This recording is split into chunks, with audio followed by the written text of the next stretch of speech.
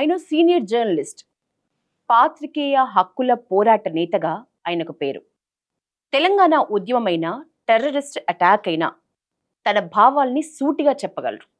ఆయనే మైనారిటీ హక్కుల నేత, సామాజిక ఉద్యమకారులు, జనం మెచ్చిన సీనియర్ జర్నలిస్ట్, అందరూ ముద్దుగా 108 అని పిలుచుకునే ప్రస్తుత మన గెస్ట్ సయ్యద్ ఇస్మాయిల్ సార్ మనతో ఉన్నారు.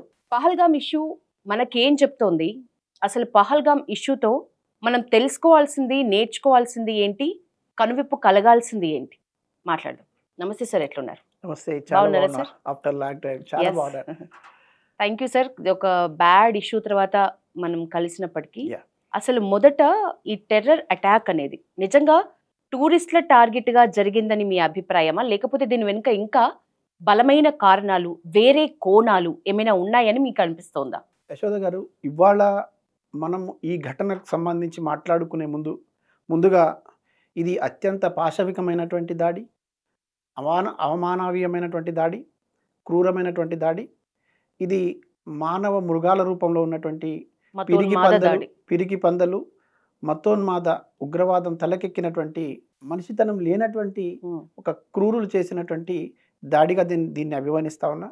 ముందుగా ఈ దాడిలో అమరులైనటువంటి, అమాయకమైనటువంటి భారత పౌరులందరికీ, ఎవరైతే చనిపోయినారో వాళ్ళకి ఇవాళ ఘనమైనటువంటి నివాళి అర్పిస్తూ ఉన్నాను, సంతాపం వ్యక్తం చేస్తూ ఉన్నాను.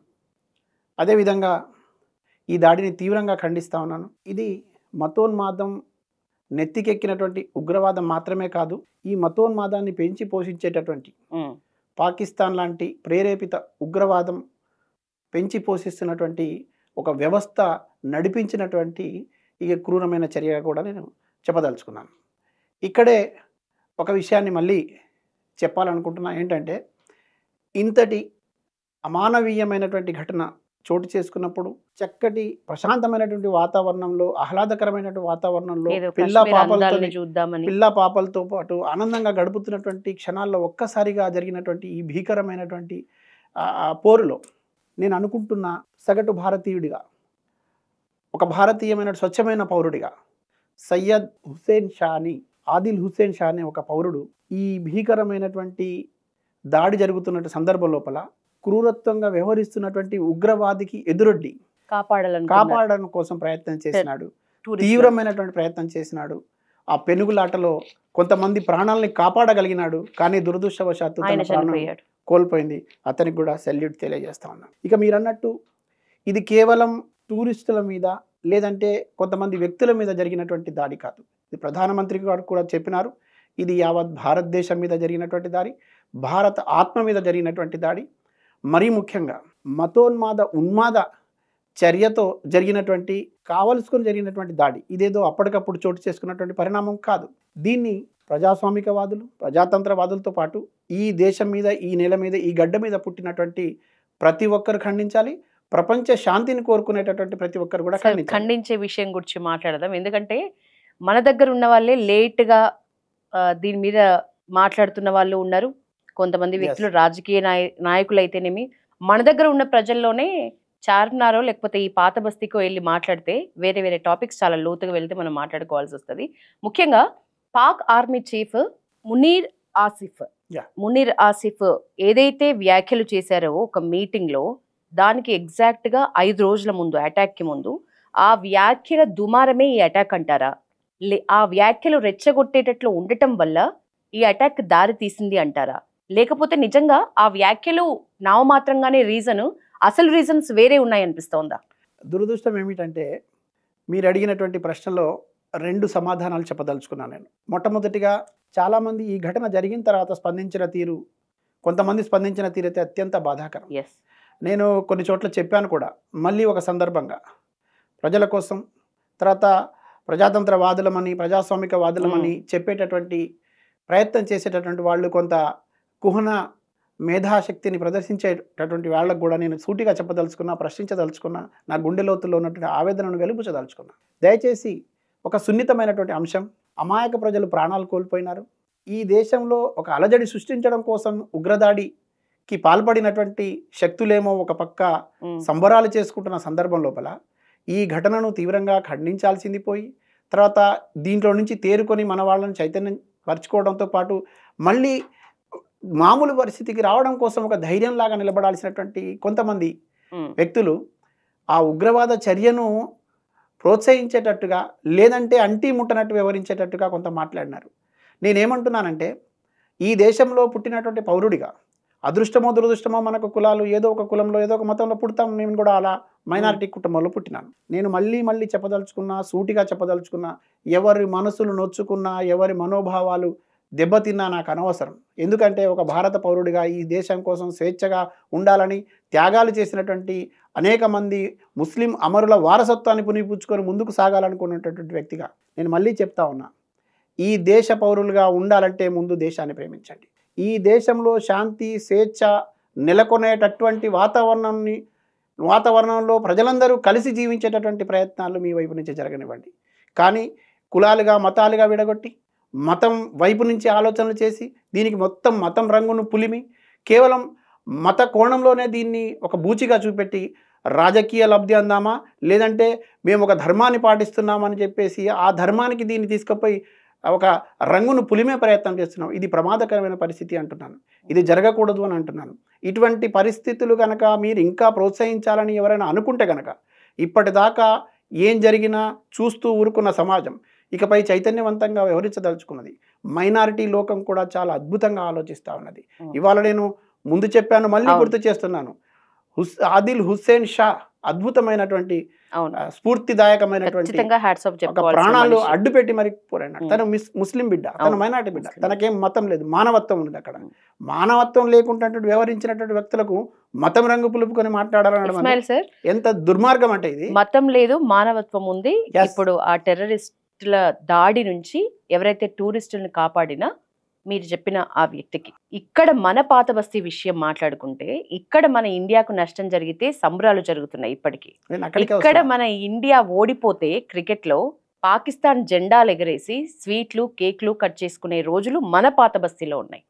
పాకిస్తాన్ భావజాలంతో బ్రతుకుతున్న వాళ్ళు మన చుట్టుపక్కల మన రాష్ట్రంలోనే కాదు పక్కన బంగ్లాదేశ్, బైంసా ఇట్లాంటి చోట్ల చాలా మంది ఉన్నారు. వీళ్ళ గురించి అసలు మనం ఏమనుకోవాలి? ఇట్లాంటి ఈ రోజుల్లో ఇప్పుడైనా వాళ్ళ కనువిప్పు కలగాలంటే ఒక పౌరులుగా, మన దేశ పౌరులుగా మనం ఎట్లా ఉంటే కరెక్ట్?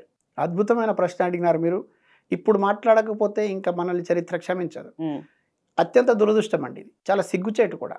ఈ దేశంలో ముందు పౌరులుగా పుట్టాం, భారతీయుల ముందు, ఆ తర్వాత మతాలు. చాలా మంది ముందు మతం చూపించి తర్వాత భారతీయత అంటున్నారు.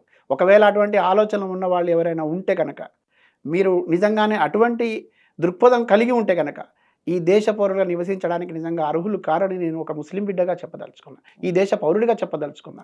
ఒక భారతదేశంలో స్వేచ్ఛ స్వాతంత్రాలు వెల్లివిరియాలని బలంగా కోరుకునేటటువంటి ఒక సామాజిక ఉద్యమకారుడిగా, జర్నలిస్టుగా కూడా చెప్పదలుచుకున్నా. ఏ సిగ్గుమాలినటువంటి మాటలు మాట్లాడకూడదు, రెచ్చగొట్టేటటువంటి మాటలు మాట్లాడకూడదు. ఇది ఒక సున్నితమైనటువంటి అంశం. ఇక్కడ సోదర భావంతో కలిసి ఉండేటటువంటి గంగా యమున తహజీబ్ లాంటి వాతావరణం ఉన్నది.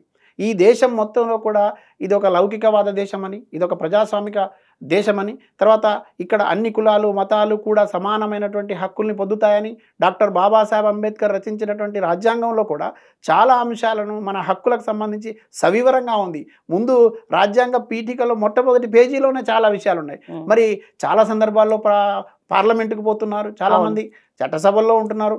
ఎందుకు మరి వాళ్ళకు జ్ఞానోదయం కలగడం లేదో, ఎందుకు మరి ఇంత సంకుచితమైనటువంటి మనస్తత్వంతో ఉంటున్నారో, ఇంత కుచిత మనస్తత్వంతో మాట్లాడుతున్నారో మాకు అర్థం కావట్లేదు. ఇంకొక మాట కూడా మీకు చెప్పాలి, ఇప్పుడు చెప్పకపోతే చరిత్రలో మేము కూడా తప్పు చేసిన వాళ్ళం అవుతాం. ముస్లిం మైనారిటీలకు ఏ ఒక్క నాయకుడు పేటెంట్ కాదండి. కొంతమంది వకాలతు పుచ్చుకొని మేమే ఈ సమాజాన్ని నడిపిస్తున్నాం, ఈ దేశంలో ఉన్న ముస్లింలకు మొత్తమే మేము పెద్దన్నగా వ్యవహరిస్తున్నాం. ఇది 100% తప్పు. ఏ ఒక్కడు ముస్లిం మైనారిటీలకు నాయకుడు కాదు. ఈ ముస్లిం మైనారిటీలకు ఈ దేశంలో ఎవడైనా నాయకుడు ఉన్నాడు అంటే అది రాజ్యాంగం మాత్రమే. రాజ్యాంగం మాత్రమే ఒక రక్షణ కవచంగా ఇవాళ మైనారిటీలకు మాత్రమే కాదు, దళితులకు, గిరిజనులకు, బలహీన వర్గాలకు ఎవరైతే నోరు విప్పి మాట్లాడలేరో, గొంతు విప్పి చెప్పలేరో ఆ శక్తుల కోసం నిలబడింది ఇవాళ రాజ్యాంగం మాత్రమే, డాక్టర్ బాబాసాహెబ్ అంబేద్కర్ మాత్రమే. కానీ ఇవాళ సోకాళ్ళు నాయకత్వంలోకి వచ్చి ఏదో 4-3 సీట్లు వచ్చిన తర్వాత మేమంతా దేశమంతా మేమే మైనారిటీలకు నాయకత్వం వేసాము. మాకు నాయకత్వం వహించింది, మాకు స్ఫూర్తినిచ్చింది, మమ్మల్ని నడిపిస్తున్నది, ఈ దేశంలో ఉన్నటువంటి ప్రతి పేదవాడి స్వేచ్ఛ కోసం తప్పించింది వందలాదిగా ప్రాణాలు అర్పించినటువంటి త్యాగధనులు, ఈ దేశం కోసం ప్రాణాలు అర్పించిన వాళ్ళు, ఈ దేశం స్వాతంత్రం కోసం ఇక్కడ స్వేచ్ఛ వస్తుందని, బానిసత్వం పోతుందని, దోపిడీ పోతుందని, పరాయి పాలన పోతుందని, ఆత్మగౌరవంతో నిలబడతామని, మా కోసం మేము ఏం కోరుకోం కానీ రేపటి తరం కోసం మా ప్రాణాలు త్యాగం చేస్తామని ఇవాళ వందలాది మంది ప్రాణాలు త్యాగం చేస్తే స్వాతంత్రం సిద్ధించింది. ఈ సిద్ధించిన స్వాతంత్రంలో ఉండి ఆ స్వేచ్ఛను, ఆ స్వేచ్ఛాయుత వాతావరణాన్ని, ఆ శాంతిని, తర్వాత ఇక్కడ ఉన్నటువంటి సోదర భావాన్ని, తర్వాత ఇక్కడ జీవించేటటువంటి ఒక మంచి హక్కుని కలిగి ఉన్న సందర్భం లోపల ఇటువంటి మతానికి సంబంధించిన అంశాలు చూపించి వ్యక్తుల మధ్య వ్యత్యాసాలు, కులాల మధ్య వ్యత్యాసాలు, మతాల మధ్య విద్వేషాలు సృష్టించి లాభపడేటటువంటి కొన్ని శాల్తీలు ఉన్నాయి. ఆ శాల్తీలకు నాకు తెలిసి చరమగీతం పాడే సమయం కూడా దగ్గరలోనే ఉంది. కేవలం నిన్న మొన్న మాట్లాడితే కుదరదిక. మీరు ఇప్పుడు మాట్లాడిన 3-4 నేతలు కూడా మైనారిటీని మేము భుజాన వేసుకుని మేమే రాష్ట్రం అంతటా ఉన్నది మేమే అని అంటున్నారు, అట్లా విర్రవీగుతున్నారన్న భావంతో మీరు మాట్లాడినారు. కానీ వాళ్ళకే రాజకీయ నేతలు, మంత్రులు, ఎమ్మెల్యేలు చివరికి ఆ ఏరియాకి వెళ్తే ప్రజలు కూడా భయపడే పరిస్థితి. అదొక ప్రకటించిన పాకిస్తాన్. బానిసకు బానిసలాగా ఉందండి పరిస్థితి. ఈ బానిసలుగా మారినారు. వాళ్ళ రాజకీయ లబ్ధి కోసం బానిసత్వం చేస్తున్నారు ఒకరికొకరు. ఎవరు ఒక ప్రజల కోసం పనిచేసిన వాళ్ళు చెప్పండి, పేదల కోసం పనిచేసిన వాళ్ళు చెప్పండి. ఇవాళ చాలా మంది మాట్లాడకూడదు అని చాలా మంది నోరు మూసుకొని కూర్చుంటున్నారు. ఒక ముస్లింగా మీ భావజాలమో, మీ మైండ్ సెట్టో, ఈ జరుగుతున్న రాజకీయ క్రీడ ఇప్పుడు మీరు ఏదైతే అంటున్నారో, ఈ ముస్లిం పెద్దలే చేస్తున్న రాజకీయ క్రీడని అర్థం చేసుకుంటున్న ముస్లింలు ఎంతమంది? 100% మంచి ప్రశ్న ఇది. నేను ముస్లిం సమాజానికి కూడా చెప్పదలుచుకున్నా, ఇక్కడ ఉన్నటువంటి హిందూ సమాజానికి చెప్పదలుచుకున్నా. హిందూ ముస్లింలుగా విడగొట్టి లబ్ధి పొందాలనేటటువంటి, ప్రయోజనం పొందాలనేటటువంటి కొన్ని దుష్టశక్తులకు కూడా సూటిగా చెప్పదలుచుకున్నా. ఈ దేశంలో స్వేచ్ఛాయుత వాతావరణము, సోదరభావంతో మెలిగేటటువంటి వాతావరణాన్ని కల్పించినటువంటి ప్రజాస్వామ్యయుత ఈ దేశంలో మీకు మాత్రమే ఉపయోగపడేటటువంటి, లేదంటే మీ రాజకీయ భవిష్యత్తుకు మాత్రమే ఉపయోగపడేటటువంటి కొన్ని ప్రయత్నాలు చేస్తున్నారు కదా, వాటన్నిటినీ గమనిస్తున్న ముస్లింలు ఇవాళ మేలుకుంటున్నారు. నేను సూటిగా చెప్పదలుచుకున్నా, మీ ద్వారా మాట్లాడదలుచుకున్న ఒక మంచి అవకాశాన్ని నేను వినియోగించుకుంటున్నా. ఏమిటంటే, ఈ దేశంలో నిన్న మొన్నటి వరకు చాలా సందర్భాల్లో ఆందోళనలు, నిరసనలు, అవసరమైతే నల్ల దస్తీలు కట్టుకొని నిరసన తెలియజేసేటువంటి ప్రయత్నం చేసినారు. కొంతమంది వేలాది మందిని తరలించి సభలు పెట్టే ప్రయత్నం చేసినారు. ఆ సభలు పెట్టిన వాళ్ళను, ఈ నిరసనలు ఈ రూపంలో తెలియజేసిన వాళ్ళను నేను సూటిగా అడుగుతున్నా, ప్రజల్ని కూడా అర్థం చేసుకోమని కోరుతా ఉన్నా. మీరు కూడా ఎడిట్ చేయకుండా దీన్ని వేస్తారని నేను భావించి మరీ మాట్లాడదలుచుకున్నా, స్పష్టంగా చెప్పదలుచుకున్నా. ఏమిటంటే, నిన్నటిదాకా హక్కుల కోసం అని, మన హక్కులకు సవరణల పేరుతోని తప్పుదోవ పట్టిస్తున్నారనేటటువంటి ఆందోళనకు దిగినారే, హక్కుల్ని కాపాడుకోవాల్సిన అవసరం ఉందని చెప్పి సమీకరణలు చేసినారే, లక్షల మందితో సభ పెట్టడం కోసం నానా హంగామా సృష్టించినారే, ఇవాళ ఈ దేశంలో ఒక ఉగ్రవాద దాడి జరిగింది. ఈ దేశ మనిషి మనుగడకు ప్రమాదం ఏర్పడింది. ఇక్కడ స్వేచ్ఛాయుత వాతావరణానికి ప్రమాదం ఏర్పడింది. ఇక్కడ శాంతికి విఘాతం ఏర్పడింది. మరి దీన్ని అడ్డుకోవాల్సిన బాధ్యత కానీ, నివారించాల్సిన బాధ్యత కానీ, ఇప్పుడు ఈ ఘటన నుంచి తేరుకోవడం కోసం ప్రజల్ని అప్రమత్తం చేయాల్సిన బాధ్యత కానీ, అవసరమైతే ధైర్యం నింపేటటువంటి ప్రయత్నం చేయడం కానీ, ప్రత్యక్షంగా రంగంలోకి దిగి సహకారం అందించేటటువంటి విషయం కానీ, ప్రభుత్వం ఏదైనా నిర్ణయం తీసుకునే క్రమం లోపల సహేతుకమైనటువంటి సలహాలు ఇచ్చే విషయంలో కానీ, శాంతి సౌహృదాలు వెల్లువిరియడం కోసం, మళ్ళీ మామూలు పరిస్థితి రావడం కోసం మీ భాగస్వామ్యాన్ని అందించాలి కదా. మరి ఆ రకమైనటువంటి పాత్ర ఇది 2 మాటలు టీవీలో మాట్లాడి కూర్చుంటే కాదు కదా, ప్రత్యక్షంగా నిలబడాల్సిన అవసరం ఉన్నది. షారుఖ్ ఖాన్ లాంటి వాళ్ళైతే జరిగిన రోజే కాదు, నెక్స్ట్ డే అటాక్ జరిగిన నెక్స్ట్ డే స్పందించడం జరిగింది. ఏం చెప్తారు సార్ దీని మీద? నాట్ ఓన్లీ షారుఖ్ ఖాన్ అండి, మనిషిగా పుట్టిన ప్రతి ఒక్కడు, శాంతిని కోరుకునే ప్రతి ఒక్కడు, స్వేచ్ఛను కోరుకునే ప్రతి ఒక్కడు, ముందు మానవత్వాన్ని నింపుకున్న ప్రతి ఒక్కడు, మనిషితనాన్ని నింపుకున్న ప్రతి ఒక్కడు కూడా కళ్ళ ముందు జరిగినటువంటి ఘటనలు, తర్వాత చోటు చేసుకున్న పరిణామాలను విచక్షణతోని, విజ్ఞతతోని ఆలోచించి మాట్లాడాల్సిన అవసరం ఉంటుంది. దాని మీద స్పందించాల్సిన అవసరం ఉంటుంది. అమాయక ప్రజలు కదండి వాళ్ళు, అమాయక ప్రజలు కదా, వాళ్ళే రాజకీయ పార్టీకి సంబంధించిన వాళ్ళు, చాలా సామాన్య. రెండవది, అది జరిగింది కూడా కాశ్మీర్, అందమైన కాశ్మీర్. అక్కడ ప్రస్తుతం మెజారిటీ ప్రజలు ముస్లింలుగా ఉన్నారు. మెజారిటీ ప్రజలు అక్కడ ముస్లింలుగా ఉన్నారు. చిన్న చిన్న వ్యాపారాలు, ఆటో వాళ్ళు, రిక్షా వాళ్ళు, గుర్రపు స్వారీ వాళ్ళు, వీళ్ళంతా కూడా ముస్లింలే. తర్వాత అత్యధిక మంది ముస్లింల జీవనోపాధికి ఉపయోగకరంగా ఉన్నటువంటి ప్రాంతం అది. ఈ దేశంలో అందమైనటువంటి ఒక ప్రదేశంగా ఉన్నది. తర్వాత ప్రపంచమంతా కూడా అది మినీ స్విట్జర్లాండ్ లాగా చెప్పబడేటటువంటి ప్రాంతంగా ఉన్నది.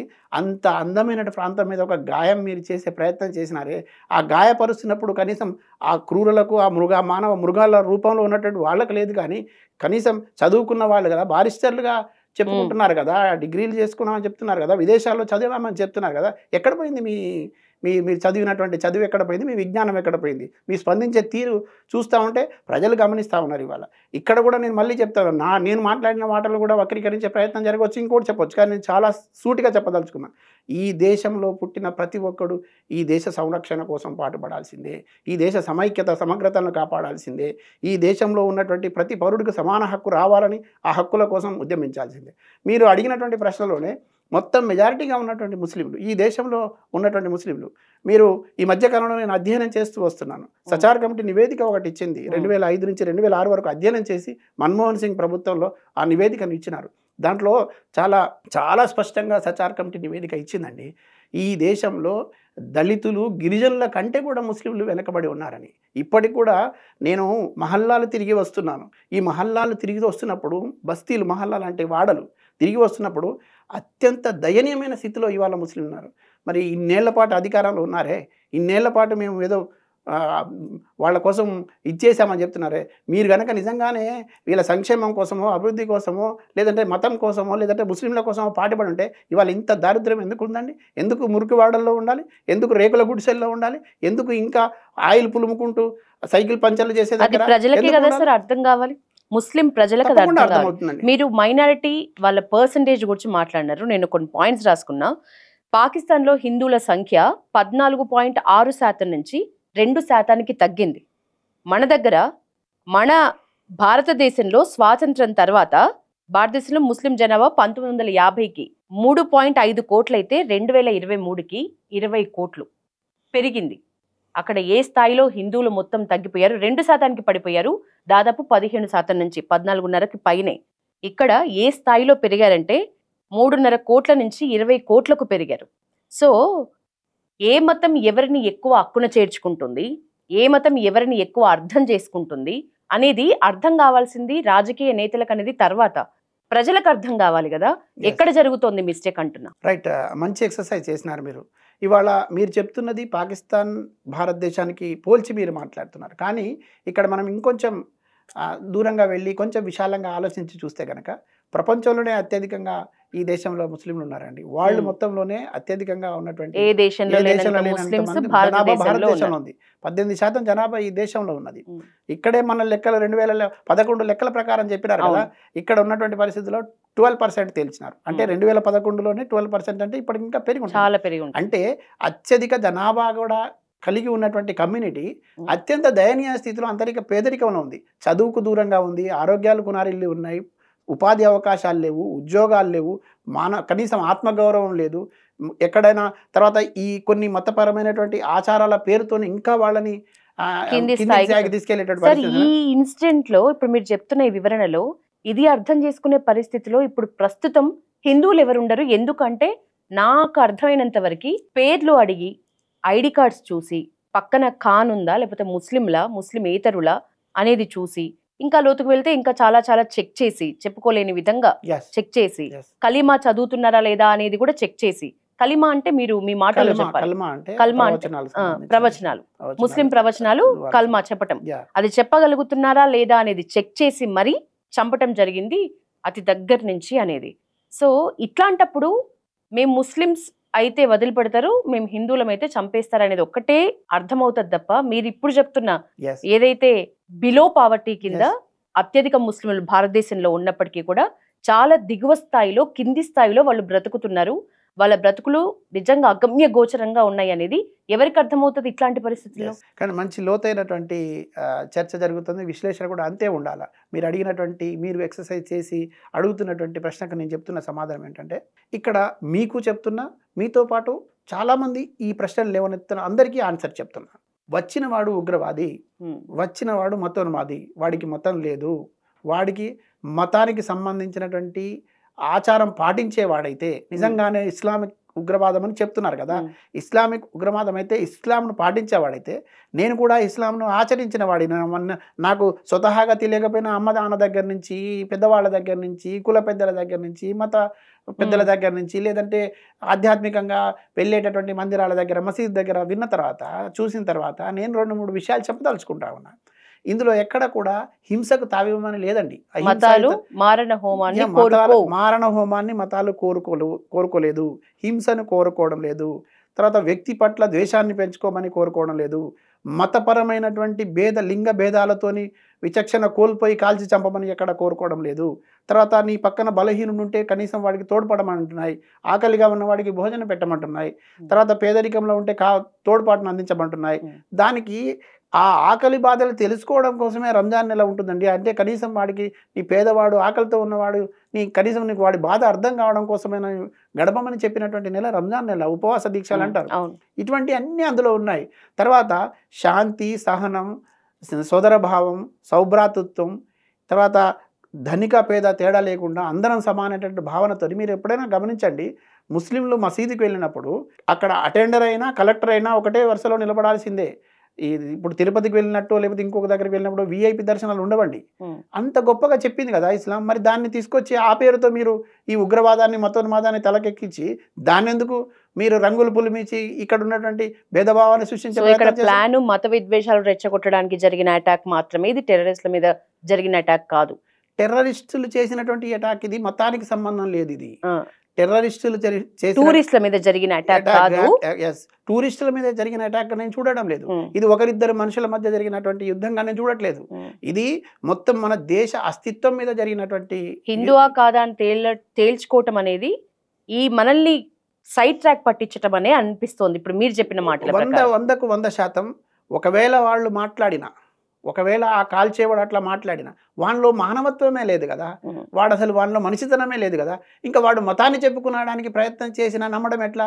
అసలు వాడు ఆ మతానికి సంబంధించి ఆ మతాన్ని కాపాడడం కోసం ప్రయత్నం చేసిన వాడైతే మనిషిని కాపాడాలి కదా. ఇంకో మనిషిని ఎట్లా కోల్పోతాడు? ఇక్కడే మళ్ళీ ఇంకో వైరుధ్యాన్ని కూడా చెప్తున్నాను. ఎవరైతే ఆదిల్ హుస్సేన్ షా ఉన్నాడో తను కూడా ముస్లిమే కదా. అంటే నువ్వు ఒక ఉగ్రవాద రూపంలో ఇంతమందిని చంపడానికి వస్తే వాళ్ళ ప్రాంతము కాదు, కులము కాదు, మతము కాదు, కానీ వీళ్ళు మనుషులు, నేను మనిషికి సహాయం చేసేటటువంటి గుణం నాకు అల్లాహ్ నేర్పినాడు. కాబట్టి నేను ఆ బాధ్యతను నేను నెరవేరుస్తానని కదా తను అడ్డుపడి నిలబడినాడు. నీకు తనకు వ్యత్యాసం ఉంది కదా. తను కూడా ముస్లిం మతస్థుడే, నువ్వు ముస్లిం మతం అని చెప్తున్నారు కదా ఇప్పుడు ఇస్లాం అని చెప్పేసి. కాబట్టి ఇక్కడ మనిషితనం ఉంది, మానవత్వం ఉంది, అక్కడ మృగత్వం ఉంది. వాడిలో మానవ రూపంలో ఉన్నటువంటి మృగంగా వాడు మారినాడు. మతానికి సంబంధం లేదు. ఆ మతం చెప్పే పని కనుక వాడు చేసి ఉంటే వాడు మసీదులో నమాజ్ చేసుకోవాలి, లేదా ప్రార్థనలు చేసుకోవాలి, హితబోధలు చేసుకోవాలి, తర్వాత మనుషుల్ని మార్చేటటువంటి ప్రయత్నం చేయాలి, శాంతిని నెలకొల్పేటటువంటి ప్రయత్నం చేయాలి. ఇదేమండి దుర్మార్గమైన చర్యను పట్టుకొని మతం చుట్టూ చూసుకొని ముస్లింలను విలన్గా చూపించేటటువంటి పెద్ద కుట్రలో భాగం ఇదంతా అంటున్నాను నేను. హిందువులు ముస్లింలకు అతీతంగా వీళ్ళకని కాకుండా ఒక పౌరులుగా మన బాధ్యత ఎట్లుంటే కరెక్ట్ అని చెప్తారు? ఎవరమైనా ఈ దేశంలో పుట్టినటువంటి వాళ్లకు మతాలలో ఖురాన్ ముస్లింలకు ఎట్లా ఉందో, బైబిల్ క్రైస్తవులకు ఎట్లా ఉందో, భగవద్గీత హిందువులకు ఎట్లా ఉందో, మొత్తం యావత్ భారత సమాజానికి కలిపి మనకు రాజ్యాంగం ఉంది. రాజ్యాంగం కల్పించినటువంటి హక్కులను భాగంగా హక్కుల్ని పొందే హక్కు ఎట్లా ఉందో భారత పౌరుడిగా మనకు బాధ్యతలు కూడా ఉంటాయి. ఆ బాధ్యతాయుతమైన పాత్రను పోషించాలి. ఇప్పుడు ఆ ఘటనలు జరిగినప్పుడు కానీ, లేదంటే ఇంకొక రకమైనటువంటి సంఘటనలు జరిగినప్పుడు కానీ దాన్ని మత కోణంలోనూ ఇంకొక రకమైనటువంటి హింసకు దారి తీసేటట్టుగా, వైషమ్యాలు రెచ్చగొట్టేటట్టుగా, తర్వాత మరింత విద్వేషాలు చెలరేగేటట్టుగా ప్రవర్తించేటటువంటి టైంలోనే ఇంకా చేయకూడదు. అది భారత పౌరుడి నైజమే కాదు. అంటే నాట్ ఓన్లీ భారత పౌరుడు, అసలు మనిషి నైజమే కాదు. ఇక్కడ ఉన్నటువంటి పౌరులుగా బాధ్యతాయుతమైనటువంటి పాత్ర అనేక మంది ఈ దేశం కోసం రాజగురు, సుఖదేవ్, భగత్ సింగ్ ఇట్లాంటి వాళ్ళు ఇంత యవ్వన ప్రాయంలోనే ఉరికంబాలను నవ్వుతూ ముద్దాడారని. దేనికోసం అంటే ఈ దేశం స్వేచ్ఛ స్వాతంత్రాలతో ఉంటుందని, ఇక్కడ ఉన్న వాళ్ళందరూ కలిసి ఉంటారని, బానిసత్వం పోతుంది, తర్వాత ఈ భేదభావం పోద్దంటే మళ్ళీ మీరు మొదటికి తీసుకొచ్చి మతాల రుద్ది మనుషుల మధ్య వ్యత్యాసం పెంచేటట్టు ప్రయత్నం, కేవలం మీకు ఎన్ని సీట్లు మాకు అన్ని సీట్లు, మేము రాజకీయం గెలిచామా లేదా, ఇటువంటి రాజకీయాలు భవిష్యత్తులో నడవవు అనుకుంటున్నారు. ఇది చాలా కాలం ఇది కొనసాగదు. పేద ప్రజలు కూడా మేల్కొంటున్నారు. నేను ఈ సందర్భంగా మళ్ళీ చెప్తున్నా, రాజకీయ పార్టీలు ఏ పార్టీ అయినా పేదల పక్షం వహించండి, పేదల కష్టాలను గుర్తించండి. మరీ ముఖ్యంగా మైనారిటీలలో ఉన్నటువంటి పేదరికాన్ని తొలగించడం కోసం మీరు ప్రయత్నాలు చేయండి. ఏ పెద్ద నాయకుడైనా ఎవరైనా కానివ్వండి, ఇవాళ ఎంపీగా ఉండనివ్వండి, సార్ మీరు ఎమ్మెల్యేగా ఉండనివ్వండి. సీనియర్ జర్నలిస్ట్, ఎంతో అవగాహన ఉంది. అఫ్ కోర్స్ మీరు పేరుకే ఒక ముస్లిం లాగా అనిపిస్తారు. ఎందుకంటే నాకు తెలుసు స్వయంగా మీరు హిందూ దేవతలను మొక్కుతారు, బొట్టు పెట్టుకుంటారు, హిందూ గుళ్ళోకి వస్తారు.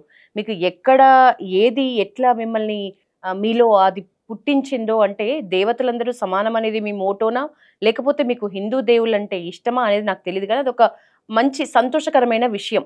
మా వరకైతే మీరు ఒక ముస్లింగా ఉండి కూడా గుళ్ళు వెళ్తారు, శివుణ్ణి ఆరాధిస్తారు, హనుమాన్ని మొక్కుతారు, ఇట్లాంటివి వింటాము. అట్లా అంతే ఈక్వల్గా మీ భావజాలం, ముస్లిం భావజాలం కూడా మీలో ఎంతవరకు ఉందనేది నేను చూసా. ఇంత అవగాహన ఉన్న మీరు ఒక క్వశ్చన్కి ఆన్సర్ చెప్పండి. ఈ దాడి తర్వాత రిటైర్డ్ ఆర్మీ జనరల్ బక్షి, తన పేరు బక్షి, ఆయన మాట్లాడుతూ కోవిడ్ తర్వాత ఆర్మీ రిక్రూట్మెంట్ జరగలే, అంటే గత 3 ఏళ్లకు పైన సుమారు 1,80,000 మంది సైనికుల్ని అక్కడ రిక్రూట్ చేయలే, అవన్నీ ఖాళీ ఉన్నాయి ప్లేస్. సో మనీ సేవ్ చేయడానికి ఏ మేధావి ఇది చేశారని మోడీని ఇండైరెక్ట్ గా వ్యాఖ్యానిస్తూ, మనీ సేవ్ చేసే ఉద్దేశంతో 1,80,000 మంది సైనికుల్ని రిక్రూట్ చేయకపోవటం వల్ల ఈ దాడి ఎఫెక్ట్ అని అన్నారు. అక్కడ మిమ్మల్ని అడుగుతున్న క్వశ్చన్ ఏంటంటే 5 లక్షల కోట్లు మనీ సేవ్ చేయడానికి అనే పాయింట్లో నేను మాట్లాడుతున్నా. 5 లక్షల కోట్లు కాశ్మీర్ అభివృద్ధికి మన కేంద్ర ప్రభుత్వం కేటాయించిన అమౌంట్. అందులో national హైవేలు, Vande Bharat trains, tunnels, అలాగే ఉపాధి అవకాశాల కోసం టూరిజం ఏ లెవెల్లో డెవలప్ అయిందో, ఇప్పుడు కాశ్మీర్ అందాలు చూడడానికి ఏటేటా లక్షల మంది వెళ్ళటం, అమర్నాథ్ యాత్ర జరగటం, దాని ద్వారా టూరిజంకి ఎంత అభివృద్ధి జరుగుతోందనేది మనకు పెద్దగా మనం ఆలోచించదగిన విషయం. మనకు దాని త్రూ ఒక పిక్చర్ అయితే కనిపిస్తుంది. సో దానికోసం G20 సమ్మిట్ కూడా అక్కడ ఏర్పాటు చేసినారు. ఎడ్యుకేషన్ అలాగే హెల్త్ ఏ స్థాయిలో అభివృద్ధి చేశారో మనకు తెలుసు. 2 ఎయిమ్స్, ఒక IIT, ఒక IIM, 12 మెడికల్ కాలేజ్లు, 50 డిగ్రీ కాలేజ్లు, ఇవన్నీ అభివృద్ధిలో భాగంగా ఇంకా లిస్ట్ చాలా ఉంది. ఇన్ని అభివృద్ధి జరిపించిన కేంద్ర ప్రభుత్వాన్ని మనీ సేవ్ చేయడానికి 1,80,000 మంది సైనికుల్ని రిక్రూట్ చేయకపోవటం వల్లే ఈ దాడి జరిగింది అన్న బక్షి ఆ మాటల పుణ్యమా అని ఇప్పుడు నేను అడుగుతున్న క్వశ్చన్. దీనికి ముందు పుల్వామా అటాక్, 40 మంది మన భారత జవాన్లు చనిపోయారు. ఆ ఘటనను మనం మర్చిపోలేం.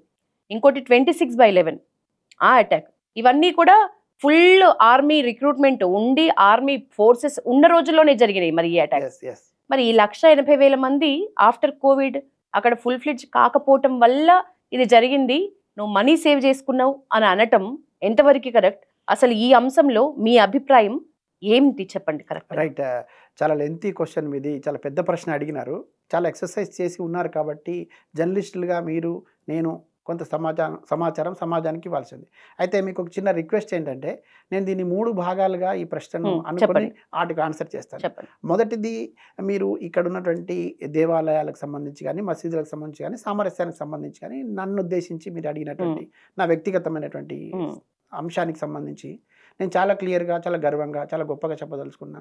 ఈ దేశంలో ప్రతి మనిషికి మతం హక్కు, కులం హక్కు, తర్వాత దేవుళ్ళను పూజించే హక్కు, ఆచరించే హక్కు, లేదంటే ఏ దేవుడిని నమ్మకుండా ఉండేటటువంటి హక్కు ప్రతి మనిషికి ఉంది.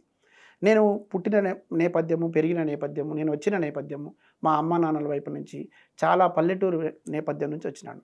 నాకు ఈ పచ్చని అడవులు, కొండలు, గుట్టలు, వాగులు, వంకలు, సెలయేళ్ళు, వీటితో పాటు అమాయకమైనటువంటి గిరిజనులు, స్వచ్ఛమైనటువంటి మనుషుల మధ్యన పెరిగిన అనుభవం ఉంది నాకు. అమ్మ నాన్న ముస్లింసే, కానీ మానవతావాదులు. మా అమ్మ నాన్న మానవతావాదులు. చాలా చాలా చాలా గొప్పగా మనుషులతో కలిసి ఉండడం ఎట్లా, మనిషిని మనిషిగా ప్రేమించడం ఎట్లా, కులం మతం పక్కన పెట్టి అందరితో కలివిడిగా ఉండడం మాత్రమే కాదు, గుండెను కలిపి బ్రతకడం ఎట్లా నేర్పించడం వాళ్ళు నాకు. చదువులు చెప్పించడం కంటే కూడా సంస్కార విషయంలో మా అమ్మ నాన్నలు నాకు ఆ వరం ఇచ్చినారు. నేను దాన్ని చాలా గొప్పగా, గర్వంగా చెప్తా. వివాదాస్పదం అయినా సరే నేను చెప్పదలుచుకుంది చెప్తాను. నేను పెరిగిన ప్రాంతంలో ఖమ్మం జిల్లా ములకలపల్లి మండలం మూకమామిడి అనేటటువంటి ఒక విలేజ్ దగ్గరలో నేను పెరిగినటువంటి వాతావరణంలో అక్కడ నేను చూసింది, నేర్చుకున్నది, అద్భుతమైనటువంటి మనుషులు ఉంటారు అక్కడ. ఏ రకమైనటువంటి విషబీజాలు నాటబడని సందర్భం లోపల అక్కడ నేను పెరిగినాను. అక్కడ నేను చూసిందల్లా, నేను గమనించిందల్లా, నేను ప్రేమించిందల్లా మంచి మనసులను ప్రేమించినాను, మంచి మనుషులను ప్రేమించినాను. అక్కడ ప్రకృతిని ప్రేమించినాను, వనరులను ప్రేమించినాను. వాటి నుంచి నేను కొంత నేర్చుకున్నాను మా అమ్మ నాన్నతో పాటు. అక్కడ ఉన్నటువంటి కొండ కోనలు, చెట్లు, పుట్టలు, అడవులు వీటన్నిటిని కూడా ఆరాధిస్తారు అక్కడ. ఎందుకు ఆరాధిస్తారంటే వ్యవసాయ ఆధారితంగా ఉంటారు.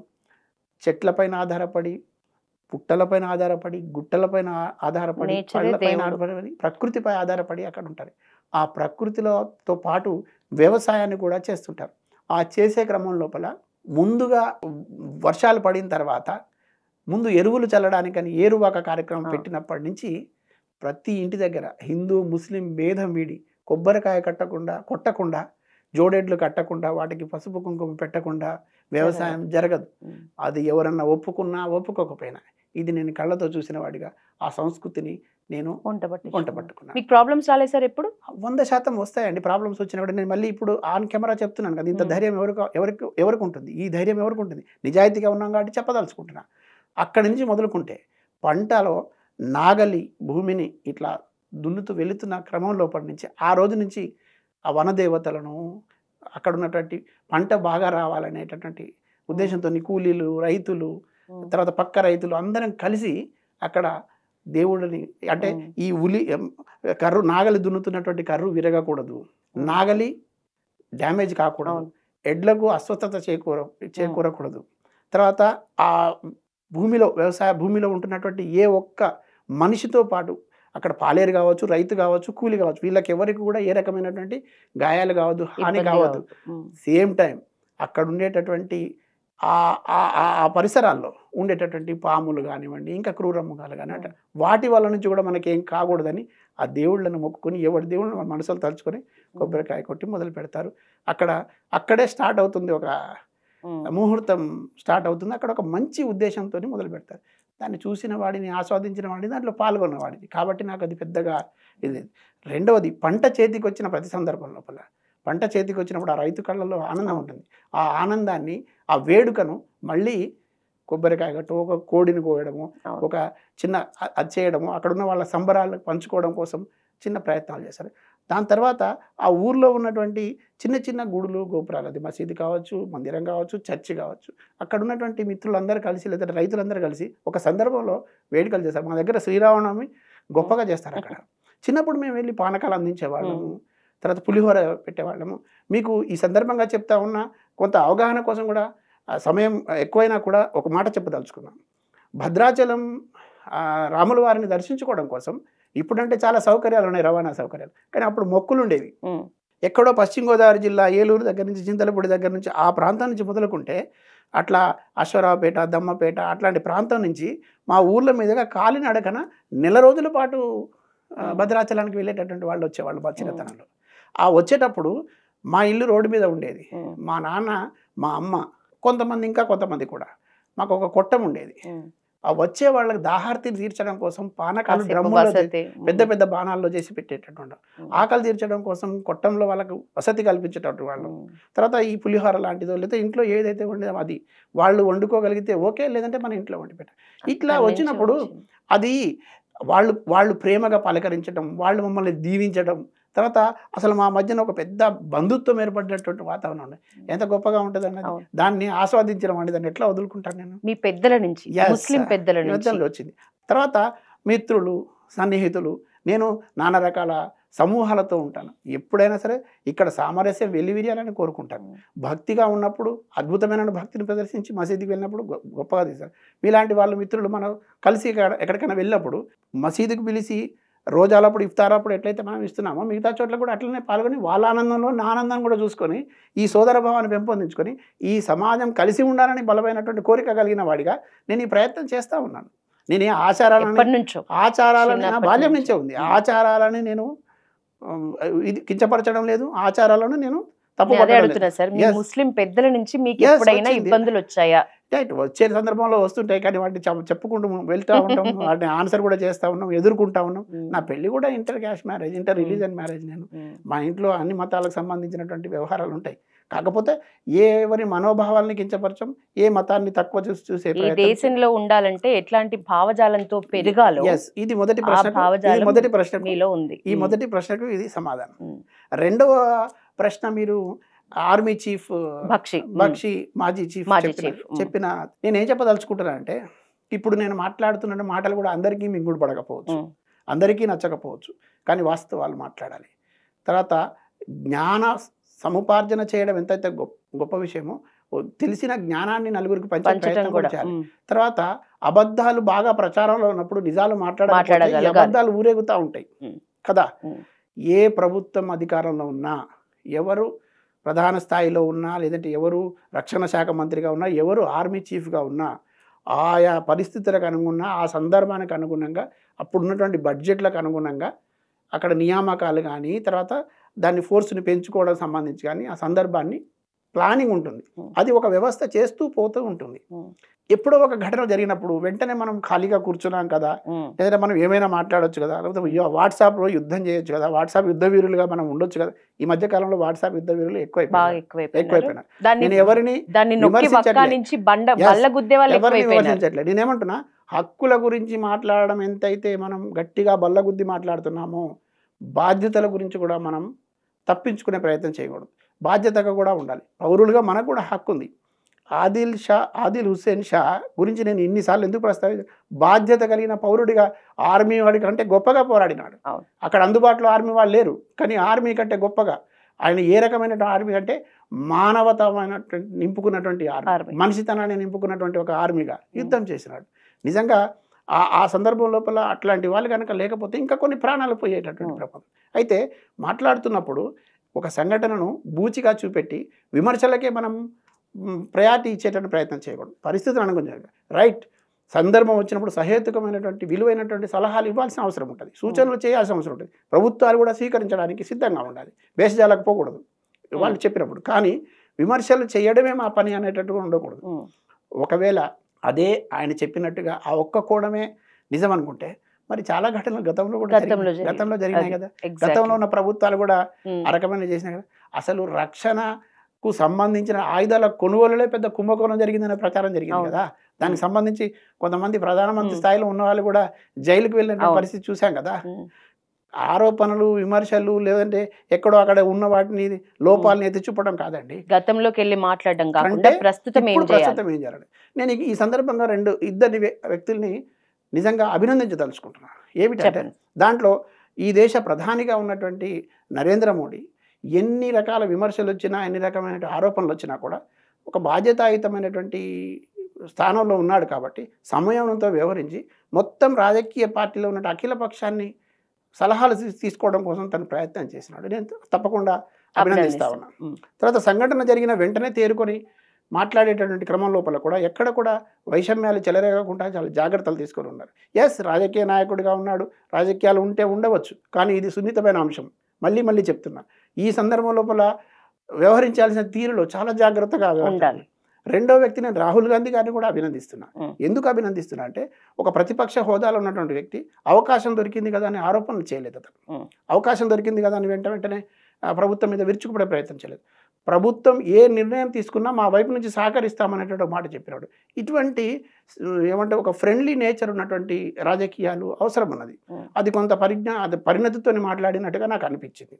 అయితే ఆచరణలో ఎంతవరకు చూపిస్తారనే దాన్ని మళ్ళీ మనం ఆలోచించాల్సి ఉంది. కానీ ఈ సందర్భంలో కష్టం వచ్చినప్పుడు ఆ కష్టంలో అందరం కలిసి పాలు పంచుకోవాలి కదా. ఈ దేశ స్వేచ్ఛ వెల్లివిరియాలని అంటున్నాం, సౌభ్రాతృత్వం వెల్లివిరియాలంటున్నాం, సమానత రావాలంటున్నాం, ప్రజాస్వామ్యం పరిడవిల్లాలంటున్నాం. ఆ పరిడవిల్లాలంటే మనం అందరం కలిసి ఐక్యంగా తలావగా చేస్తేనే కదా, అందరం బాధ్యతతో వ్యవహరిస్తేనే కదా. సార్, ఉగ్ర దాడులు, సైనికుల మీద మూడోది ఉంది, 3 భాగాలు, 2 భాగాలే. మూడో భాగం ఏంటంటే అభివృద్ధికి సంబంధించినటువంటి అంశం కూడా మీరు అక్కడ చెప్పినారు. ఇన్ని జరిగినాయి అక్కడ జమ్మూ కాశ్మీర్లో, విద్యాపరంగా ఇంత, వైద్యపరంగా ఇంత, లేదంటే టెక్నాలజీ పరంగా ఇంత అభివృద్ధి చెందినాము. తర్వాత సైనికుల్ని కూడా రిక్రూట్ చేసుకోవడం కోసం కొన్ని ప్రయత్నాలు జరిగినాయని మీరు ఎక్సర్సైజ్ చేసి చెప్పినారు. ఇక్కడ 100కు 100% కొంచెం అటు ఇటుగా ఉండవచ్చు, కానీ ఏ ప్రభుత్వమైనా ఈ ప్రజల్ని కానీ, ఈ ప్రజల రక్షణని కానీ గాలికి వదిలేసి కూర్చుంటుందని నేను అనుకోను. ఇవాళ మొన్న మన్మోహన్ సింగ్ ఉండనివ్వండి, ఇవాళ మోడీ ఉండనివ్వండి, అంత నిర్లక్ష్యంగా, అంత బాధ్యతారహితంగా ఆ స్థాయిలో ఉన్న వాళ్ళు ఉంటారని అనుకోను. ఇవాళ మోదీని కూడా విమర్శలు ఎదుర్కొండవచ్చు, కానీ అక్కడ ఆ రకమైన ప్రయత్నాలు చేసిన దాంట్లో ఆయన భాగస్వామ్యం కూడా ఉంది కదా. ఆయన భాగస్వామ్యం కూడా ఉంది కదా, వాటిని కూడా మనం మాట్లాడుకోవాలి కదా. ఇక్కడ కూడా మళ్ళీ మత కోణం తర్వాత రాజకీయ కోణం చూసి ఇష్టం వచ్చినట్టు మాట్లాడే ప్రయత్నం చేయదు. ఎస్, మళ్ళీ చెప్తున్నా, మేధావులుగా, బుద్ధిజీవులుగా, ఆలోచన పరులుగా, సోయి ఉన్న వాళ్ళంగా లెక్కలకు తీసి ఎక్కడైతే అభివృద్ధి జరగలేదో ఇక్కడ జరగడం లేదు, ఎక్కడైతే జరిగిందో ఇది జరిగిందని మెచ్చుకోవాలి, జరగని చోట జరగమని చెప్పాలి. చాలా ఏమంటారు అర్థవంతమైనటువంటి సలహాలు సూచనలు చేసి అర్థవంతమైనటువంటి సమాజ నిర్మాణంలో మీ భాగస్వామ్యం కూడా అందించే ప్రయత్నం చేయాలి. ఇది మీరు అడిగినటువంటి ప్రశ్న. Last question sir, Osama bin Laden లాంటి వాళ్ళ భావజాలంతో వాళ్ళ రెచ్చగొట్టే ప్రసంగాలతో ఏ రోజుకు ఆ రోజు బలం పుంజుకుంటుంది అని విర్రవీగుతున్న పాకిస్తాన్కి బుద్ధి చెప్పాలంటే ప్రస్తుతం మన కేంద్ర ప్రభుత్వమైనా మన భారతీయులైనా మనమైనా ఎట్లాంటి మైండ్ సెట్తో ఉండాలి? ముఖ్యంగా మన కేంద్ర ప్రభుత్వం ప్రజెంట్ సింధు జలాల్ని ఆపింది, పాక్ ఇక్కడ ఎవరైతే ఉన్నారో పాకిస్తాన్కి సంబంధించి 48 గంటల సమయం ఇచ్చింది రిటర్న్ వెళ్ళిపోవడానికి. ఇట్లాంటివి కాకుండా ఇంకా ఏం చేస్తే ఒక గట్టి స్టెప్ మన నుంచి వెళ్ళినట్లు ఇక్కడ నుంచి ఇట్లాంటివి రిపీట్ కాకుండా ఉండాలంటే మన నెక్స్ట్ స్టెప్ ఎట్లా ఉంటే కరెక్ట్ అవుతుంది? మొట్టమొదటగా ఈ దేశాన్ని పరిపాలిస్తున్నటువంటి అధికారంలో ఉన్నటువంటి ఈ దేశానికి ప్రధానిగా ఉన్నటువంటి వ్యక్తి వైపు నుంచి చూస్తే ఈ దేశంలో ఉన్న ప్రతి పౌరుడు భారతీయ పౌరుడిగా ప్రతి పౌరుడి హక్కులు కాపాడబడాలని, ప్రతి పౌరుడు కూడా స్వేచ్ఛాయుతవాదన ఉండాలని, అందరి హక్కులు కాపాడబడాలని కోరుకునేటట్టుగా అక్కడ ఉన్నటువంటి ప్రధాన ఉండాల్సినటువంటి ఆలోచన చేయాల్సింది. తర్వాత ఈ దేశ పౌరుల సంరక్షణ, సంక్షేమం, తర్వాత వీళ్ళ జీవన స్థితిగతుల్లో మార్పు, ఈ పేదరిక నిర్మూలన, వీటన్నిటిని కూడా అక్కడ కూర్చొని అధికారంలో ఉన్న వాళ్ళు చేయాల్సినటువంటి పని. తర్వాత ఇక్కడ ఉన్నటువంటి దారిద్ర్యాన్ని నిర్మూలించే విషయంలో కానివ్వండి, అసమానతల్ని నిర్మూలించేటటువంటి విషయంలో కానివ్వండి, వివక్షను రూపుమాపేటటువంటి విషయంలో కానివ్వండి, పరిపుష్టమైనటువంటి పరిస్థితికి తీసుకురావడంలో విద్య, వైద్య, ఆరోగ్యం ఇట్లాంటి అంశాలను ఎక్కడ కూడా సఫకేషన్ లేకుండా చూసేటటువంటి బాధ్యత ప్రధానిగా ఉన్నటువంటి వ్యక్తి. అతను ఆ వైపు నుంచి జరగాలి. ఒకవేళ ఎక్కడైనా లోపాలు ఉంటే ప్రజల నుంచి నిరసన వ్యక్తం అవుద్ది, ఆందోళన వ్యక్తం అవుద్ది, ఎక్కడో ఒక దగ్గర ఒక రకమైనటువంటి ఏ భావం ఏర్పడుతుంది. వీటన్నిటిని నివారించేటటువంటి ప్రక్రియ అక్కడి నుంచి జరగాల్సిన అవసరం ఉంది. ఎక్కడైనా లోపాలు ఉంటే సవరించుకోవాల్సిన అవసరం ఉంది, మొదటిది. ఇక రెండవది, ఇప్పుడున్నటువంటి పరిస్థితిలో మళ్ళీ పూర్వస్థితి రావడం కానివ్వండి, పూర్వస్థితి నెలకొనేటటువంటి విషయంలో కానివ్వండి, కేవలం ప్రభుత్వం మాత్రమే ఆలోచించాలి, ప్రభుత్వం వైపు నుంచే జరగాలి. ప్రభుత్వం బాధ్యతగా ఉండాలి, నాయకత్వం వహించాలి. కానీ ఆ నాయకత్వంలో రాజకీయ పార్టీలకు, ప్రతిపక్ష పార్టీలో ఉన్న వాళ్ళు కానివ్వండి, తర్వాత మనందరి కడుతున్నటువంటి పన్నుల ద్వారా జీతభత్యాలు తీసుకొని కోట్ల రూపాయలు ఆర్జించి కుంభకోణాలలో కూరుకుపోయి కూడా మళ్ళీ రాజకీయాల్లో పెద్ద పేరు ఉన్నటువంటి వాళ్ళందరూ కూడా బాధ్యతగా వ్యవహరించాలి. వాళ్ళు కూడా బాధ్యతాయుతమైన పాత్ర పోషించి ఈ ప్రజలకు జరిగినటువంటి ఇబ్బందులను ఎప్పటికప్పుడు పార్లమెంట్లో ప్రశ్నించవచ్చు, వేదికల మీద ప్రశ్నించవచ్చు, లేఖలు రాయవచ్చు, సహేతుకమైన సలహాలు ఇవ్వచ్చు, నిర్మాణాత్మకమైనటువంటి పాత్రను పోషించాలి. మాట్లాడి కూర్చుంటామంటే కుదరదు. అది లోపం జరుగుతూ ఉన్న కారణంగానే ఈ రకమైనటువంటి ఇబ్బందులు ఇంకా జరుగుతూ ఉన్నాయి. అటువంటి పరిస్థితి రాకుండా అన్ని రాజకీయ పార్టీలు కూడా ఒక నిర్మాణాత్మకమైన పాత్ర పోషించాలనే అవసరం ఉంది. ఫైనల్గా ఎవరు ఎన్ని చెప్పినా, ఏ పార్టీ ఏ రకమైనటువంటి ప్రయోజనం పొందాలని చూసినా ఈ దేశంలో ఉన్నటువంటి పౌరులుగా ఒక సందర్భంలో ఒక బస్సు ఎక్కాలని ప్రయత్నం చేస్తుంటే 10 నిమిషాలు లేట్ వస్తే డ్రైవర్ని తిట్టుకోవడం కోసం ఇష్టపడే మనం ఈ దేశ భవిష్యత్తు నిర్మాణంలో మనకంటూ కొన్ని బాధ్యతలు ఉన్నాయనేటువంటి విషయాన్ని విస్మరించి ఉండడం కూడా సరైనది కాదు. చాలా సందర్భాల్లో ఆందోళన చేసే వాళ్ళని కూడా కొంత హేళన చేసి మన వాళ్ళు చూస్తూ ఉంటారు. వాళ్ళకేం సరదా కాదు ఆందోళన చేయడం, వాళ్ళకు కూడా కుటుంబం ఉంటుంది కదా. కానీ హక్కులు పరిరక్షించబడాలి, ఉమ్మడి ప్రయోజనాలు చేకూరాలని వాళ్ళు చేస్తుంటారు. అటువంటి దాంట్లో బాధ్యతలను కూడా పంచుకొని ఆ రకమైనటువంటి బాధ్యతాయుతమైన పాత్ర ప్రతి ఒక్కరూ పోషించాలి. ఇప్పుడు మీ డ్యూటీ మీరు చేస్తున్నారు, నా డ్యూటీ నేను చేయాలి. తర్వాత సేమ్ టైం సమాజానికి సంబంధించినటువంటి ఎంతో కొంత మన కంట్రిబ్యూషన్ ఉండేటట్టు చూస్తే తప్పకుండా పరిస్థితుల్లో మార్పు వస్తుంది. సమానత్వం రావాల్సిన అవసరం ఉన్నది. ఈ విద్వేషాలు రెచ్చగొట్టేటటువంటి కానీ, వైషమ్యాలు రెచ్చగొట్టేటటువంటి కానీ, విభజించి పాలించేటటువంటి కానీ, రాజకీయ ప్రయోజనాల కోసం మాత్రమే మేము రాజకీయాలు చేస్తామంటే అటువంటి రాజకీయాలకు ఫుల్ స్టాప్ పెట్టాల్సి ఉన్నది. మనిషిని మనిషిగా చూసి ఆకలిగా ఉన్నవాడి ఆకలి తీర్చడం కోసం, పేదవాడిని మరింత పేదరికంలో నెట్టివేయబడకుండా కనీసం వాడికి ఒక చేయూతనిచ్చేటటువంటి ప్రయత్నం తీసుకురావడం కోసం ఆలోచించేటటువంటి శక్తులు రాజకీయాల్లోకి రావాలి. సమానత్వం కోరుకునే వాళ్ళు రావాలి, వివక్షను రూపుమాపే వాళ్ళు రావాలి. మరీ ముఖ్యంగా మత మౌఢ్యాన్ని మనస్తిష్కంలో నింపుకోకుండా, మలినాలు నింపుకోకుండా నిర్మలమైనటువంటి మనసుతో, ఆలోచనతో ఉండి ఈ దేశాభివృద్ధికి పాటుపడతామని కంకణం కట్టుకొని ఉంటున్నటువంటి చాలామంది యువత ఉన్నారు. అటువంటి వాళ్ళు వస్తే కనుక తప్పకుండా మార్పు ఉంటుందని, ఈ పరిస్థితులు మారుతాయని నేను బలంగా విశ్వసిస్తున్నాను. సయ్యద్ ఇస్మాయిల్, మీరు ఒక ముస్లిం సార్. పాత బస్తీ ఒక ప్రకటించిన పాకిస్తాన్ అంట నేను. Yeah. అక్కడ దేనికి రూల్స్ ఉండవు, హెల్మెట్ రూల్ ఉండదు, నలుగురు బైక్ మీద పోయిన రూల్ ఉండదు. ఇక్కడ నుంచి ఎవరైనా వెళ్ళినా అక్కడ భయపడుకుంటూ దాటాల్సిన పరిస్థితే ఉంటది ఇప్పటికీ కూడా. ఎవరి వల్ల అక్కడ ఆ విచ్చలవిడితనం పెరిగిపోతుంది, ఎవరి వల్ల ఇండియాకి నష్టం జరిగితే ఇప్పటికీ పాత బస్తీలో పాకిస్తాన్ జెండాలు రెపరెపలాడుతున్నాయి. ఎవరి ధైర్యం చూసుకొని ఈ దేశంలో బ్రతుకుతూ ఇండియాకి నష్టం జరిగినా, ఇట్లాంటి టెర్రర్ అటాక్లు జరిగినా సంబురాలు చేసుకునే స్థాయి, సంబురాలు చేసుకునే ఆ స్వేచ్ఛ అక్కడ దొరుకుతోంది. ఇది దేశద్రోహుల పని అంట నేను. ఇది ఖచ్చితంగా దేశద్రోహం కిందకి వస్తుంది. అట్లా ఎవరైనా వ్యవహరిస్తే కనుక దేశద్రోహం కింద వస్తుంది. తర్వాత మీరు చెప్పిన విషయంలో కొంత గంభీరత ఉంది, తప్పకుండా మాట్లాడుకోవాల్సిన అవసరం ఉంది. దాపరికాలు ఉండకూడదు ఇటువంటి సందర్భం లోపల. ప్రజలుగా వాళ్ళని నేను తప్పు పట్టను. ఎందుకంటే ఏ అవకాశం దొరికితే ఆ అవకాశాన్ని వినియోగించుకోవాలని ప్రజల్లో ఆకాంక్ష ఉంటుంది. తర్వాత వాళ్ళ అవసరాలు కూడా అట్లా ఉంటాయి. ప్రజలు కొంచెం స్వేచ్ఛ దొరికితే దాన్ని మరింత వినియోగించుకోవడం కోసం ప్రయత్నం చేస్తారు. కానీ ఇవాళ మనం సూటిగా మాట్లాడుకుంటే కనుక మీరు కొంచెం ఏమంటారు నర్మగర్భంగా చెప్పినారు. కానీ నేను చాలా ఓపెన్గా చెప్పే ప్రయత్నం చేస్తాను. చాలా ఓపెన్గా చెప్తాను. ప్రజలకు కూడా అర్థం కావాలి, తర్వాత పేదరికంలో ఉన్నటువంటి ముస్లింలకు కూడా అర్థం కావాలి. ఇవాళ ఈ దేశంలో స్వాతంత్రం వచ్చిన తర్వాత అత్యధికంగా ఈ ప్రాంతం నుంచి జాతీయ స్థాయి వరకు ముస్లింలందరికీ మేమే పేటెంట్ అండి, ముస్లిం అందరికీ మేమే నాయకత్వం ఇస్తానని మామూలంగానే ముస్లింలందరూ కూడా రక్షణ పొందుతున్నారని మన దగ్గర ఉన్నటువంటి పార్లమెంటు సభ్యులుగా, శాసనసభ్యులుగా ఉన్నటువంటి అసదుద్దీన్ ఓవైసీలు కానివ్వండి, అక్బరుద్దీన్ ఓవైసీలు కానివ్వండి, ఇంకా కొంతమంది ఎంఐఎం సంబంధించినటువంటి నాయకులు కానివ్వండి, వీళ్ళు మాట్లాడుతూ వస్తున్నారు, చెప్తూ వస్తున్నారు. తర్వాత చాలా కాలం పాటు పాపం వాళ్ళు ఓటమి ఎరగకుండా కూడా నిలబడతా ఉన్నారు. కానీ నేను సూటిగా సూటిగా చెప్పదలుచుకున్న వీళ్ళకి, మరి ఇంతకాలం మీరు పేదల ముస్లింల పక్షం నిలబడి ఉంటే కనుక ఈ దేశంలో అత్యంత దయనీయ పరిస్థితిలో ఇవాళ ముస్లింలు ఉన్నారు. దాంట్లో హైదరాబాద్లో అత్యధికంగా పేదరికంలో ముస్లింలు ఉన్నారు. దీనికి కారకులు ఎవరు, మీరా కాదని నేను అడుగుతా ఉన్నాను. ఇది తప్పకుండా ఆలోచించాల్సింది ముస్లిం ప్రజల, తప్పకుండా ప్రజలే ఆలోచిస్తున్నారు. మార్పు రాబోతుంది, మార్పు తప్పకుండా వస్తుంది.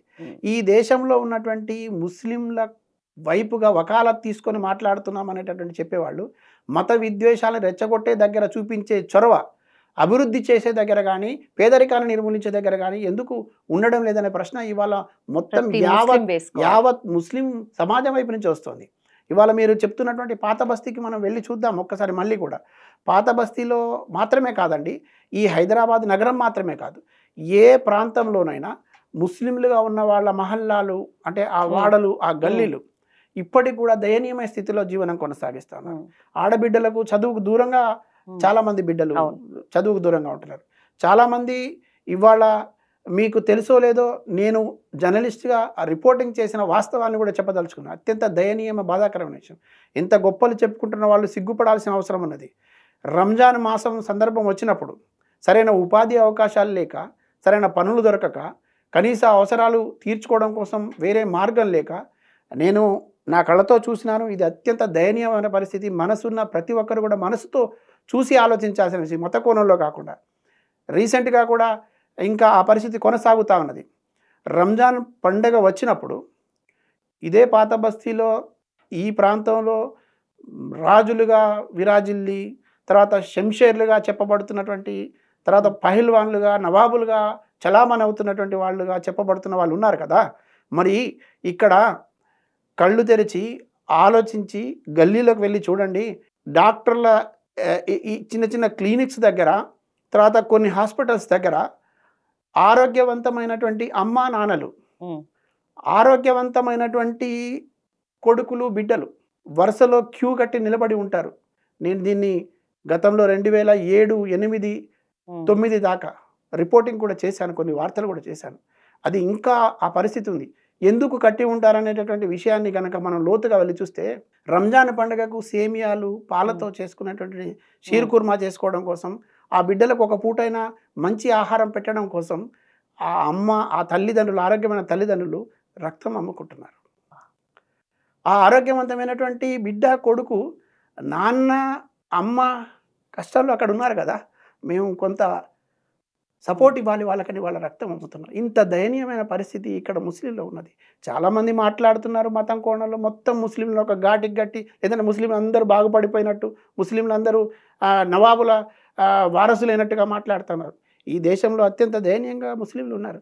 మీ చేతగానితనం వల్ల కదా, మీ మీ రాజకీయ లబ్ధి కోసం మీరు చేసేటటువంటి ఆటలో పావులుగా వాడుకుంటున్నందువల్ల కదా. కనీసం వాళ్లకు రేషన్ కార్డులు ఉన్నాయా లేవా, రేషన్ సమయానికి అందుతుందా లేదా, కనీసం వాళ్ళు స్కూల్కి వెళ్తున్నారా లేదా, పెద్ద పెద్ద ఆసుపత్రులు కట్టించామని చెప్తున్నారు కదా.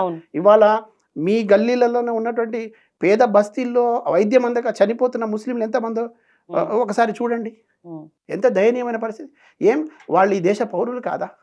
వాళ్ళు ముస్లిం కుటుంబంలో పుట్టడం వాళ్ళు చేసుకున్న నేరమా? వాళ్ళు రాసి పెట్టుకున్నారా? వాళ్ళ అదృష్టమో దురదృష్టమో ఈ కులంలో పుట్టినారు, ఈ మతంలో పుట్టినారు. మీ తోటి వాళ్ళే కదా, మీ పక్కన ఉన్నారు కదా, మీకు సేవలు చేస్తున్నారు కదా. ఆలోచించాలి కదా, కనీసం కళ్ళతో చూడాలి కదా, మనసుతో చూడాలి కదా. పండగ రోజు మీరు షేర్వానీలు వేసుకొని అలాయి బలాలు చేసుకుంటే కాదు కదా.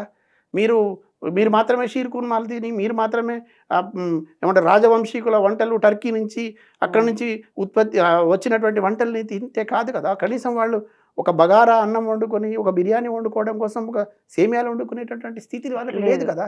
దీనికి కారణమైనటువంటి వీళ్ళ పట్ల ముస్లిం సమాజం ఆలోచించాలని నేను కోరుతా ఉన్నా. ఇప్పటికైనా విజ్ఞత కలిగిన ముస్లిం సమాజం ఆలోచించాలి. తర్వాత ఇంత పేదరికాన్ని అనుభవిస్తూ కూడా వాళ్ళను మోస్తూ వాళ్ళని గౌరవిస్తూ వస్తున్నందుకు వాళ్ళ రుణం తీర్చుకోవడానికి మీరు ఇప్పటికైనా మీరు కళ్ళు తెరిచి ప్రయత్నమైనా చేయండి. లేదంటే ఈ దేశంలో ఉన్నటువంటి ముస్లింల దారిద్ర్యం రూపుమాపడం కోసం కదిలి వచ్చే శక్తులకు చేయుతనివ్వండి. ఒకవేళ అటువంటి అడ్డుకునే ప్రయత్నాలు ఇప్పటిదాకా చేసినారు, ఏదో రాజకీయ పార్టీ చెప్పి ఆ గల్లీలో ఇంకొక ఎమ్మెల్యే ఉంటాడు, ఆయన నేను తిడుతుంటాడు, ఆయన తిడుతుంటాడు. కానీ మధ్యలో బలైపోతున్నది ఎవరంటే పేద ముస్లింలు. నేను మళ్ళీ చెప్తున్నా, చాలా ఆర్ద్రత నిండిన హృదయంతో చెప్తా ఉన్నా. నేను పేదరికాన్ని దగ్గరగా చూసిన వాడిగా కూడా చెప్తా ఉన్నా. ఎందుకంటే వాళ్ళ పాపం ఆడపిల్లల్ని తీసుకొని, చిన్న పిల్లల్ని తీసుకొని గల్లీల్లో జీవనం కొనసాగించాలి. అంత దుర్భరమైన స్థితికి మార్పు వస్తుంది నమ్మకం. నేను మళ్ళీ ఇక్కడ మాట చెప్తున్నా, ఇక్కడ ఒక మాట కూడా చెప్పదలుచుకున్నా. ఇది ఎంత దూరం వెళ్ళినా సరే వక్ఫ్ ఆస్తుల పరిరక్షణకు సంబంధించిన అంశం తీసుకొని కూడా ఆందోళన చేసినారు కదా. ఈ దేశంలో అత్యంత సంపద కలిగినటువంటి సంస్థగా వక్ఫ్ బోర్డుకు పేరున్నది కదా. నేను ఈ సందర్భంగా ప్రశ్నిస్తూ ఉన్నా, అడుగుతా ఉన్నా, రిక్వెస్ట్ చేస్తూ ఉన్నా, డిమాండ్ కూడా చేస్తూ ఉన్నా. ఇంత అద్భుతమైనటువంటి ఆస్తులు కలిగి అత్యధిక ధనవంతంగా ఉన్నటువంటి సంస్థ ముస్లింలదని చెప్పబడుతున్నప్పుడు ఈ ముస్లింల పేదరికం ఎందుకు ఉండాలి? ఇక్కడ పేదరికానికి ఉండేవాడి వీడి స్టేక్ హోల్డర్ కాదా? వీడి భాగస్వామి కాదా? ఎవరి కోసం ఆ విరాళాలు తీసుకొని పెట్టినారు? ఆ విరాళాలు దేనికోసం ఉన్నాయి? మీ ధార్మిక సంస్థలు నడుపుకోవచ్చు, తర్వాత ఆధ్యాత్మిక చింతనను పెంపొందించుకోవచ్చు, ఆచారాలు పాటించవచ్చు, సంప్రదాయాలను కొనసాగించవచ్చు. తర్వాత మరీ ముఖ్యంగా ఇంకా మతపరమైనటువంటి అంశాల పట్ల మీరు ఎంతైనా చొరవ తీసుకోండి, నో ప్రాబ్లం. కానీ పేదరిక నిర్మూలన జరగాలి కదా. ఎవరైనా మీలాంటి వాళ్ళు, మాలాంటి వాళ్ళు ఎవరైనా పేదలని కొంచెం అభివృద్ధిలోకి తీసుకురమ్మని, వాళ్ళకి చదువు చెప్పమని, వాళ్ళకి ఆరోగ్యం ఇవ్వమని, అవసరమైతే అనాథలుగా ఉన్నటువంటి పిల్లల్ని ఆదుకోమని, అనాథలుగా ఉన్నటువంటి తల్లిదండ్రులను ఆదుకోమని, వృద్ధులను ఆదుకోమని, ఆశ్రమాలు పెట్టమని ఆస్తులు ఇస్తే ఆ ఆస్తులు గుట్టలుగా పేరుకుపోయి మీ దగ్గర పెట్టుకుంటే, కనీసం దాని జవాబుదారితనం లేకపోతే, ఈ పేదవాడిగానే ఉంటే వీడి హక్కు కదా, వీడి ఆస్తి కదా, మీరెవరండి అనుభవించడానికి? ఈ పేద ముస్లింకి ఎందుకు అందకూడదు అంటున్నాను నేను. ఈ ప్రశ్న బహుశా ఇంతవరకు ఉత్పన్నం కాలేదు, కానీ ఉత్పన్నం అవుతుంది. ఈ పేదవాడు ప్రశ్నించే పరిస్థితి వస్తుంది. తప్పకుండా పేద ముస్లింల ఐక్యత వర్ధిల్లుతుంది, పేద ముస్లింల తిరుగుబాటు మొదలవుతుంది. పేద ముస్లింలు అందరూ కలిసి ఎవరైతే ముస్లింల పేరుతో రాజకీయం చేస్తున్నారో వాళ్ళకు రాజకీయ సమాధి కట్టేటటువంటి పరిస్థితి కూడా వస్తుంది. రావాలని కూడా కోరుకుంటున్నా. మత విద్వేషాలు రెచ్చగొట్టేవాడు ఏ కులపోడైనా, ఏ మతం వాడైనా, ఏ రాజకీయ పార్టీ వాడైనా, విజ్ఞత కలిగినటువంటి సమాజమా ఒకసారి ఆలోచన చేసి ఈ రకమైనటువంటి వాళ్ళ పట్ల అప్రమత్తంగా ఉండి నిర్మాణాత్మకమైనటువంటి భారత నిర్మాణంలో మన భాగస్వామ్యం అందించాలని నేను కోరుకుంటా ఉన్నా. Yes, thank you sir. మొత్తానికి ఒక ముస్లింగా మీరు ఖండించి, ముస్లిం ప్రజలు కూడా జరుగుతున్న రాజకీయ క్రీడని ఏ కోణంలో చూడాలి, రాజకీయాల్లో కూరుకుపోయి వారు చేస్తున్న ఆ క్రీడకు బలవ్వకుండా మనం ఆలోచించాల్సింది ఏ విధంగా ఉండాలి, భారతదేశంలో పుట్టినందుకు బ్రతుకుతున్నందుకు అనే ఒక మంచి సందేశం ఒక ముస్లిం నుంచి ముస్లిం ప్రజలకు ఈరోజు గట్టిగా వెళ్ళిందని, అలాగే ప్రతి భారతీయుడిగా ఎదుగుతున్న బ్రతుకుతున్న ప్రతి పౌరుడు కూడా ఇప్పుడు ఉండాల్సిన తీరు గూర్చి చక్కగా వివరించారు. ఈరోజు మీ వాల్యుబుల్ టైం మాకు ఇచ్చినందుకు పల్లవి టీవీ ప్రేక్షకుల తరపున మనస్ఫూర్తిగా ధన్యవాదాలు. థ్యాంక్ యూ అండి. Thank you very much. మీకు కూడా.